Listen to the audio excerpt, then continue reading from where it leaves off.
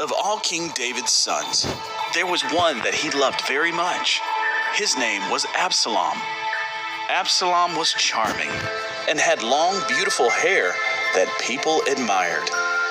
However, one day, David did something that made Absalom so angry at his dad that he left. Absalom went to live with his grandfather for 3 years. Even though they disagreed with each other, David still loved his son and felt sad that he was so far away. After several years passed, David asked Absalom to return, and he did. But Absalom had changed. While he was away, he stayed angry with his father. That anger made him cruel and ungrateful. Absalom decided that he would be a better ruler than David and chased his dad out of his own court. For a while, Absalom got his wish. He sat on the throne and did as he pleased. His father David had escaped to the wilderness. He gathered an army to take back his throne from his son. He sent out his army with a mission to take back his throne without harming his son. Even though his son had stolen his throne, David still loved him and was sad that they were fighting. A battle happened against Absalom's army and David's army. During the battle, Absalom was killed. David had his throne back, but he had lost his son forever. Losing his son Absalom broke David's heart. Through all of the disagreements and fighting, David never stopped loving his son. He was hurt. David was comforted by his friends, and over time, God helped him overcome his sadness. Hey, Shalom. All praises to Yahweh Bashem, Yahweh Shai Bashem, Rakah Kodash. Double honors to the apostles at Great Millstone, where I learned this truth from and grateful for. And peace to you, sincere brothers out there, the true house of David. And basically, I just wanted to go over the story of Absalom and that covetous spirit that's out there amongst all these spirits. The spirit of Saul, which we go into, the spirit of Jezebel, which all these spirits are against the Lord, and they're against the Lord's men. And the spirit of jealousy, envy, and hatred is very much alive out there. And I think this is, through the spirit, this is an important lesson, because the Absalom spirit shows you how men will devise a plan to actually to come against you and to destroy you and put themselves up there. But in all, after those things were done, just like Saul threw the javelin at David and tried to kill David, Saul died a horrible death. He died a dishonorable death. And a man being covetous and envious, that's something you won't be able to shake. It'll just be in you forever. You'll just have fuel and hatred in your heart until the Lord kills your ass. So the Lord actually killed Samuel in war, and the same thing he did with Absalom.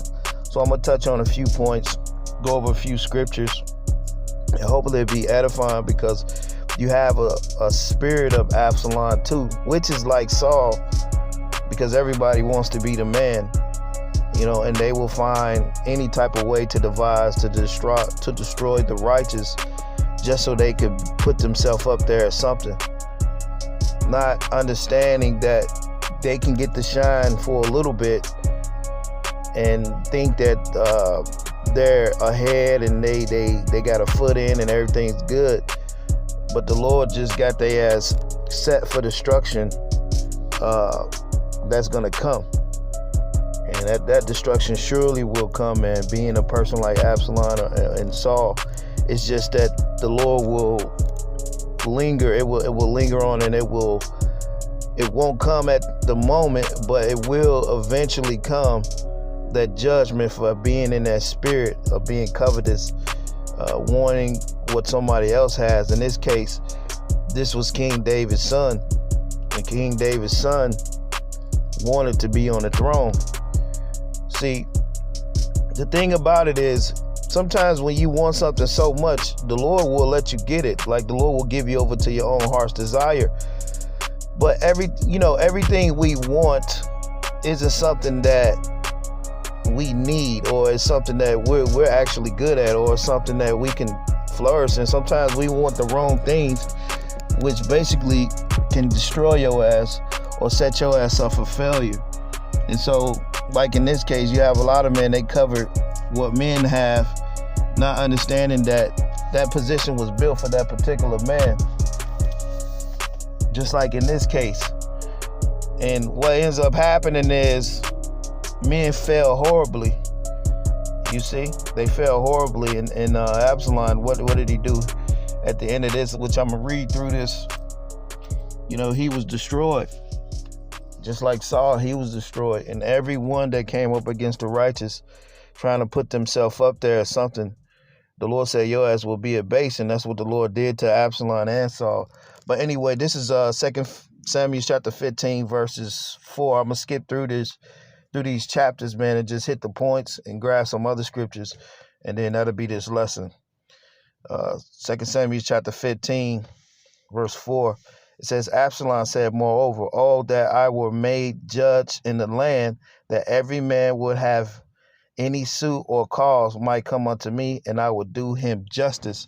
So what he did was he was actually trying to win the hearts of the people, saying if he was king, he would take care of the people. He'd do this and he'd do that. But all the time, this guy was thinking about his goddamn self. It wasn't about the people. It was about him getting a position. Now, jumping down to verse 6, it says, and in this manner did Absalom to all Israel that came to the king for judgment. So Absalom stole the hearts of men. And that's Absalom's spirit will have you talking down, like Absalom talked down on his dad, just so he could put himself up there and take his position. And this is covetousness at its greatest. This is a great example of covetous, being jealous and envious of what another man has. You see, and that happens all throughout the scriptures. And it's happening now in these times. You have men that will defame you just so they could step on you. And then not knowing that they is going to be highly destroyed later. 2 Samuel chapter 15 and 12, it says, and Absalom sent out to Antithopol, Jilant, David's counselor from his city, even to July, and he offered sacrifices. And the conspiracy was strong, and the people increased continually with Absalom. So it was basically a smearing campaign to make David look bad and Absalom exalt himself. And that's what a demon would do. They would make somebody look bad so they can exalt themselves. And we have the same shit going on today. Men shit on you so they can take your place and make you look bad in the midst of the congregation so they could what? They could take your place. And that's what the spirit of Absalom is doing. So that spirit is alive today. Now it says, verse 13, and there came a message to David saying, the hearts of men of Israel are after Absalom. And David said unto his servants that were with him at Jerusalem, arise and let us flee, for we shall not escape from Absalom. Make speed to depart, lest he overtake us suddenly and bring us evil upon us and smite the city with the edge of the sword. So the messenger was telling David that the hearts of the people have already won. Absalom won the hearts of the people, and that's what a demon would do. He would make you look bad to take your place, and that's what demons do. So David, he had to get out of there and flee to the wilderness. And I'm gonna skip through this a little bit. Yeah, I'm gonna skip through this a little bit. 2 Samuel 17 and 24, I'm going to skip through. It says, then David came to Mahanaim, and Absalom passed over Jordan, and he and all of his men with him. So David, he got out of there and he had his army. And Absalom made a captain of a host in the stead, and Amijah and his men's son, whose name Athra, an Israelite, went into Abigail, the daughter of Nasha, sister of Zoab's mother. So David, he went into the wilderness and he formed an army because Absalom was actually gonna come after David. See, that wasn't good enough for a nigga, man. A nigga defames you, he makes you look bad, and then he takes your throne. But then after he takes the throne, he goes to war with David. You see that? And these are traits that need to be spoke on. I know we have the mark of the beast and all these things going on, but you have these real life things going on, man. It is guys out there that are like this, man. They're in this spirit, bro. They will defame you, and then they'll chase you out of your seat, and then they'll take your seat from you, and then they'll actually try to go to war to destroy you, to try to totally destroy you. So you have a very wicked spirit in these last days. So I'm gonna jump to 2 Samuel chapter 18. I'm not gonna read all the way through this whole thing. I'm just hitting certain points. 2 Samuel chapter 18, verse 5. And the king commanded Joab, Abishai, and Ittai, saying, "Deal gently for my sake with the young man, even with Absalom."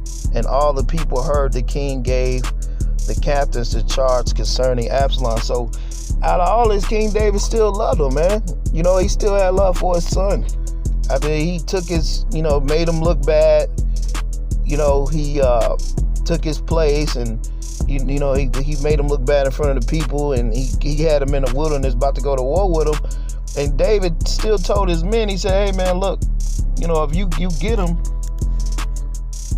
if you basically if you capture Absalom, spare his life, you know what I'm saying? Because basically he said deal gently with him because David still loved Absalom, you see? But the Lord had a judgment for Absalom for this wickedness that he did. Basically being covetous, being jealous, being in that demonic spirit, which is heavy out here today, man. It's real heavy. And on another note, this society actually pushes men to be covetous, jealous, and haters, man. You see, this society doesn't teach men to be real warriors. You have to have that warrior spirit, and through the spirit, the Lord have to be dealing with you a certain particular way so you don't get that spirit on you. Personally, myself, I've never been a person that would even think of a plan to do some shit like this. On some real shit. Like, I've never been a person to even devise a plan to try to make somebody look bad just so I could take their spot. And that's on some real shit. And I've never been like that. I've always been the one that I could always make something out of nothing and work hard to get everything I have. And I never had to take from anybody. But you have men out there that will devise plans to make you look bad, to destroy you and take you over. And then not just taking you over is the only thing. Then they want to try to destroy you and go to war with you. And this is the example of that right here with this Absalom spirit. So I'm going to jump down a little bit. Now, verse 7, it says, where the people of Israel, it says, so the people went to the field against, it says, so the people went out into the field against Israel, and the battle was in the wood of Ephraim, where the people of Israel were slain before David's servants, and there was a great slaughter that day of 20,000 men. So David's men was slaying Absalom's army. It says, for the battle was there scattered over the face of all the country, and the wood devoured more people than that day than the sword devoured. Now check this out. And Absalom met the servants of David, and Absalom rode upon a mule And the mule went under the thick broads of the great oak, and his head. Now to check this out. And Absalom met the servants of David, and Absalom rode upon a mule, and the mule, check this judgment out. This is judgment, man. This is judgment. That's why guys that don't take this truth seriously, the Lord said he's going to bring strange judgments on your ass.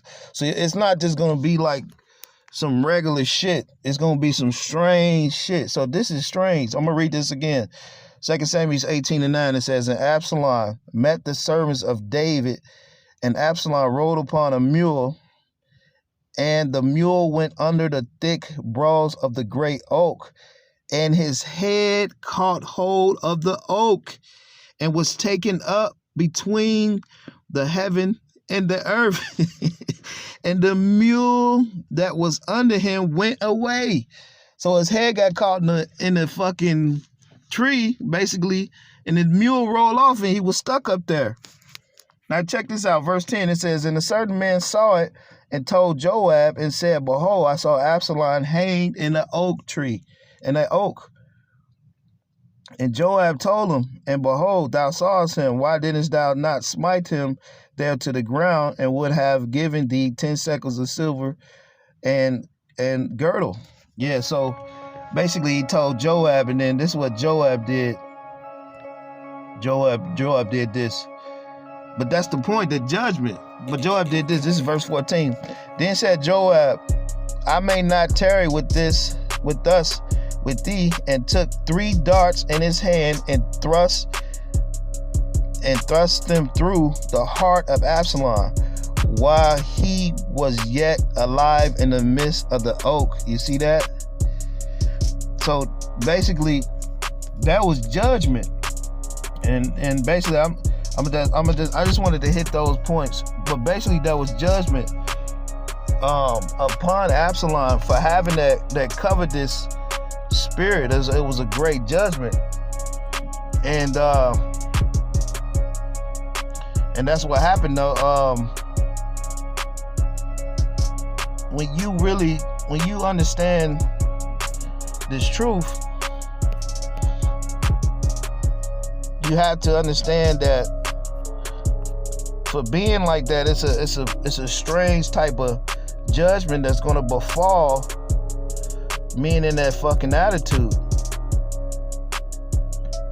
And that's what you have to understand about this truth. You know, the Lord will give you over to his heart's lust. But just like the Lord was actually with David, and David's army destroyed Absalom's army, and then eventually Absalom got judged. But he got judged in a different type of way. He was hanged up in a tree, and then he was still alive. His head was caught. You see? And eventually Joab came and he slew him. But this is the type of thing that a lot of men think they get away. But you're not going to escape the judgment of the Heavenly Father. 1 Corinthians chapter 5, verse 11. But now I have written unto you not to keep company with any man that is called a brother, be a fornicator, a covetous, a idolater, a railer, a drunkard, a extortioner, with such a one know not to eat. For what have you to do?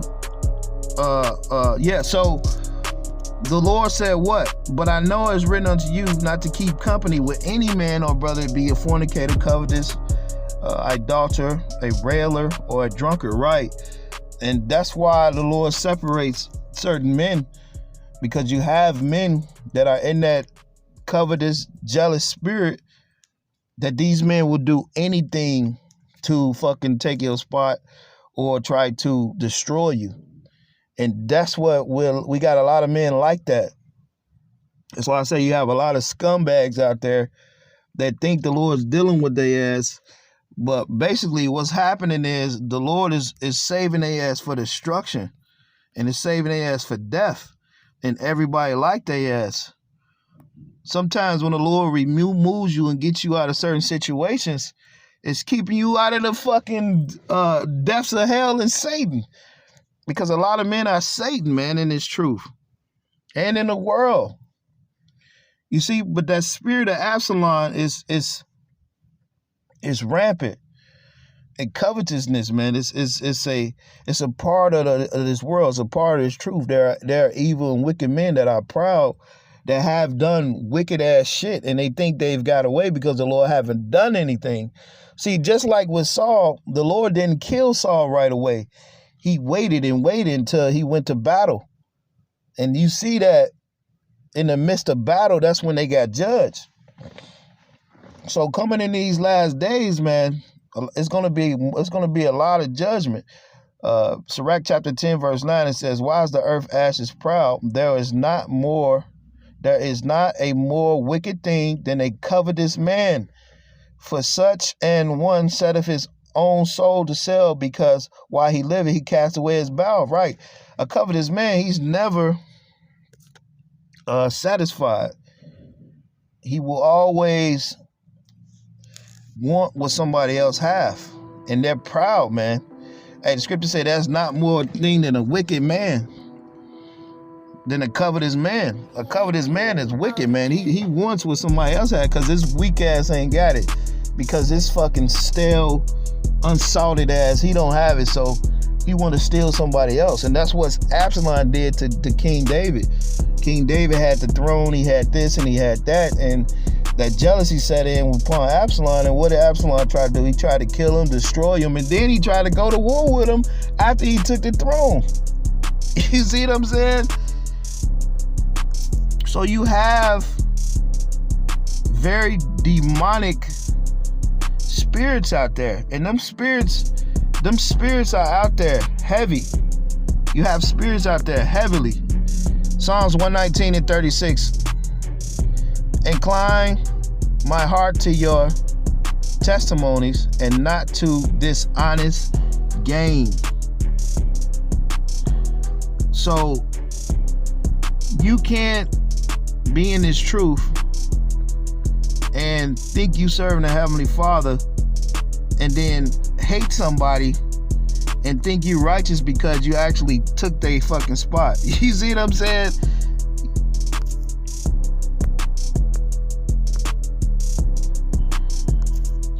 Yeah, you can't think you righteous but trying to scheme.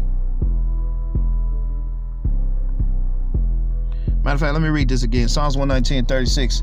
It says, "Incline my heart unto thy testimonies and not to covetousness." That's right. Right, because covetousness is an unrighteous gain. It is a wicked gain, man. And the penalty for that is going to be great judgment. It's going to be a great judgment. And you have men like that, man. You have men like that, and it is crazy because you have guys out there, they support that because it's a wicked spirit out there. It's a very wicked spirit, which a lot of men are in a wicked spirit in these last days, and they're teaching the Bible, but that's the thing. The Holy Spirit is not on guys. They're just in a wicked spirit, and the Lord is saving these guys for a very strange judgment. And that's the thing about it. Only seeds of wickedness can dwell together. So if men are like each other, that means that if they're dwelling together, that means they all have something in common. And if you look at it now, man, you look at these camps, don't everybody have the spirit in these big ass camps like that. Don't everybody have the spirit in these big ass camps. You might have maybe one or two guys that actually have the spirit in a whole fucking camp, and you got a big group of goddamn brute beasts out there. A lot of guys are brute beasts. And I don't understand why guys don't break camps up, man, like the Lord broke the camps up 2 and 2. A lot of guys are not sincere, and this is about a gang mob mentality. This is Jeremiah 22 and 17. "But thine eyes," it says, "but thine eyes and thine heart are not but for thy covetousness, for to shed innocent blood." Let me read that again. "But thine eyes and thy heart are not but for thy covetousness, and for to shed innocent blood, for oppression and for violence to do it." Right. You're not supposed to be in a covetous, jealous mind frame. But that is the way of the world and the way of our people. Like I say, this society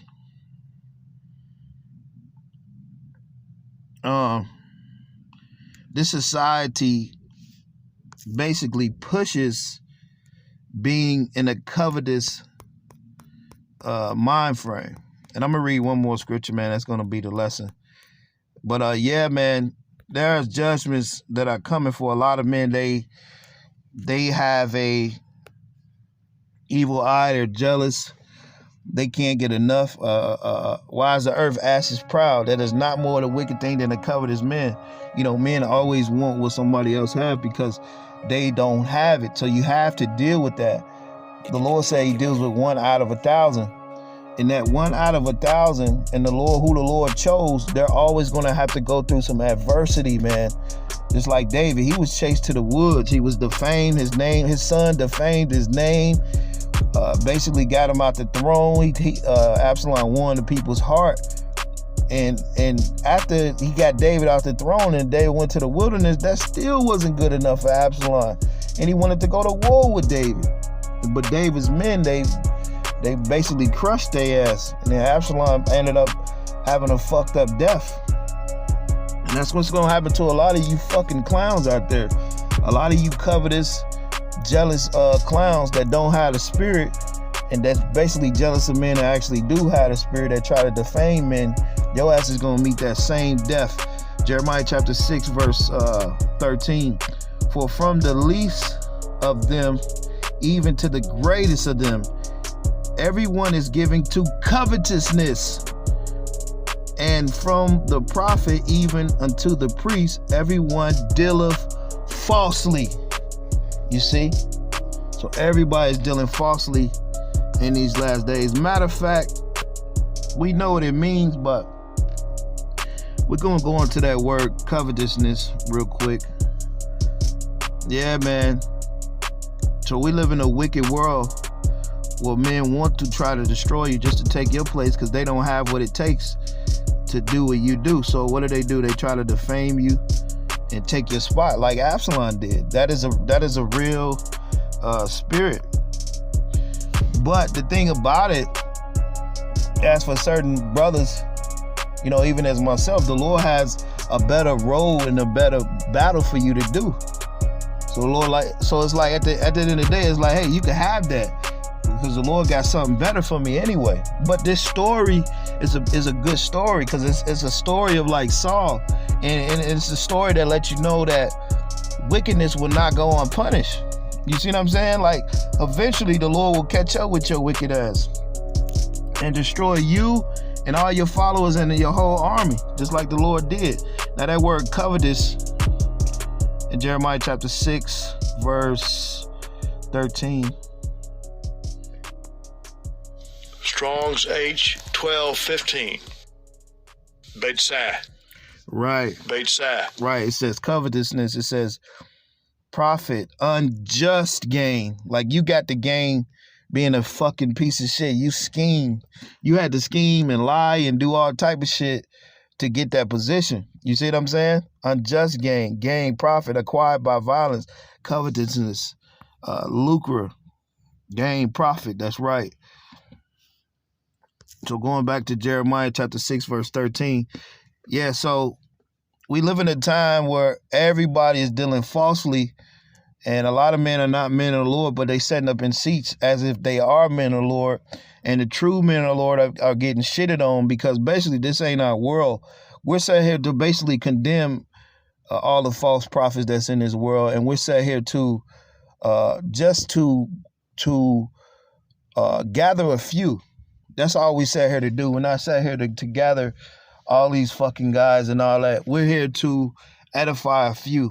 Us brothers, our parts that we have is very important because the Lord is not dealing with the multitude. So another thing to keep in mind is, like Paul said, we have become all things to all men so that we can just gain a few.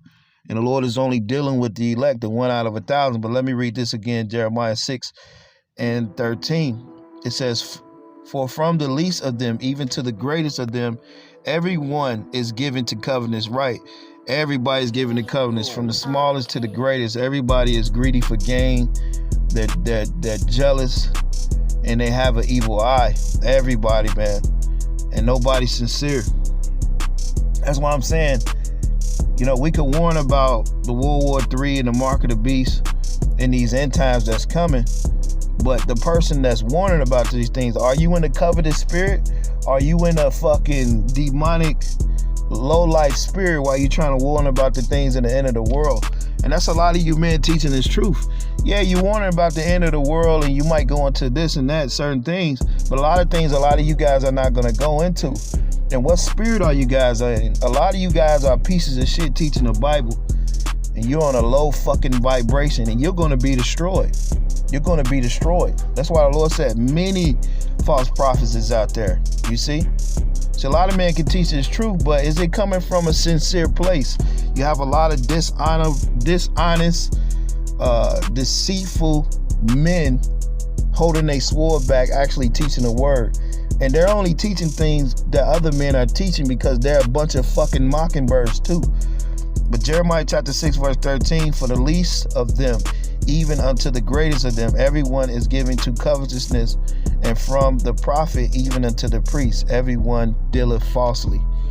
So just something to keep in mind I wanted to go into, man. The spirit of Absalom and covetousness is out there real heavy. Everybody wants to be somebody. Everybody's greedy for gain, and they will do anything they need to do to destroy the next person to get it. But with that, man, to be on to the next one with that Shalom.